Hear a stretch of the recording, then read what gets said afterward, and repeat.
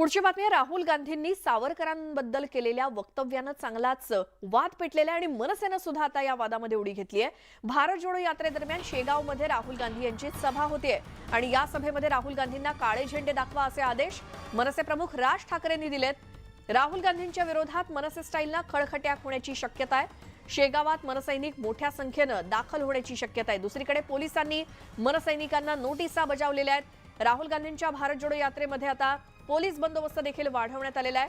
आज शेगावात सभा होते राहुल गांधींची आणि त्याच सभेदरम्यान तिथे खळखट्याक किंवा ही सभा उधळून लावण्याचा डाव मनसेच्या कार्यकर्त्यांचा असणार आहे तसं बोललं जातं आणि त्यासाठीच मनसेचे पदाधिकारी आणि कार्यकर्ते शेगावच्या दिशेने निघालेले आहेत। कारण राहुल गांधींना या यात्रेदरम्यान काळे झेंडे दाखवा असे आदेशच मनसे प्रमुख राज ठाकरेंनी आपल्या कार्यकर्त्यांना दिलेत आणि त्यानुसार काही कार्यकर्ते आणि पदाधिकारी हे शेगावच्या दिशेने रवाना देखील झालेत।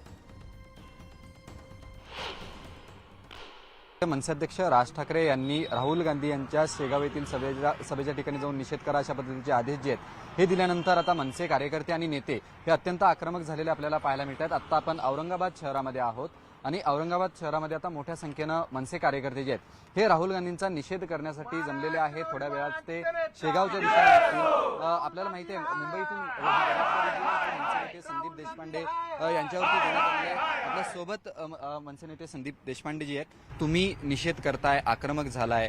काल शिवसेना खासदारांनी संजय राऊत यांनी असं म्हटलं की सावरकरांना भारतरत्न दिला पाहिजे, हे त्यांच्यावरचं प्रेम दाखवा। मात्र राहुल गांधी यांच्याकडनं आक्षेपार्ह विधानं झाल्यानंतर शिवसेनेकडनं कुठचीही प्रतिक्रिया येत नाहीये।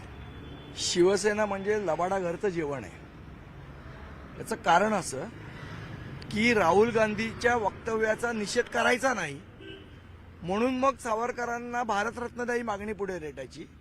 पण या लोकांना एवढं कळत नाही, सन्माननीय बाळासाहेबांबरोबर राहून संजय राऊत सारख्या लोकांना, की स्वातंत्र्यवीर सावरकर हे भारतरत्नापेक्षा खूप मोठे होते आणि आहेत। त्यांना तुमच्या भारतरत्नाची मोठं होण्यासाठी गरज नाहीये, हे त्यांनी लक्षात ठेवलं पाहिजे।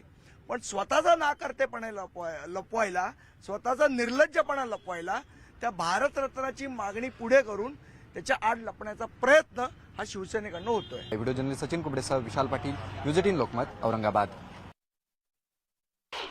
नाना भाऊ काय म्हणाल, आजचा दिवस जरा जास्त टेन्शनचा आहे?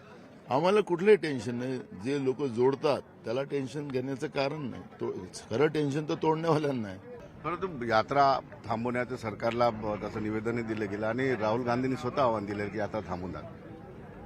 बिलकुल अहिंसावादी लोक याच पद्धतीचं वक्तव्य करतील। राहुलजींनी एकदम, तुम्ही प्रश्न विचारलात काल आणि राहुलजींनी सांगितलं की ठीक आहे, त्यांना थांबायचं थांबू शकतात।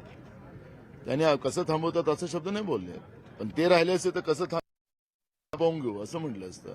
हा फरक दोघांमधला आहे आणि म्हणून जे अहिंसेच्या मार्गाने चालतात त्यांच्या तोंडून हसत निघेल, त्यांना थांबायचं तर थांबवू शकतात। मी आज बघतोय आणि राहिलं सावरकरजींच्या बद्दलचा विषय, काल त्यांनी कागद दाखवली, त्यांनी जे पत्र इंग्रजांना लिहिलेलं होतं ते पत्र दाखवलेलं, तर त्यांनी ज्या पद्धतीचं पत्र होतं त्याचं वाक्य पण त्या ठिकाणी लिहिलं आहे। ते चुकीचं असेल तर त्यांनी, कारण की महाराष्ट्र हा वैचारिक आहे आणि वैचारिक विषय वैचारिक व्यवस्थेनं सोडवले पाहिजेत। गाळून टाकू, आम्ही विरोध करू, अशा पद्धतीने या महाराष्ट्रात कधी झालं नाही। सावरकरजींनी माफी मागितली नसेल, सावरकरजींनी पेन्शन घेतली नसेल, असं काही पुरावा त्यांच्याजवळ असेल तर त्यांनी द्यावा।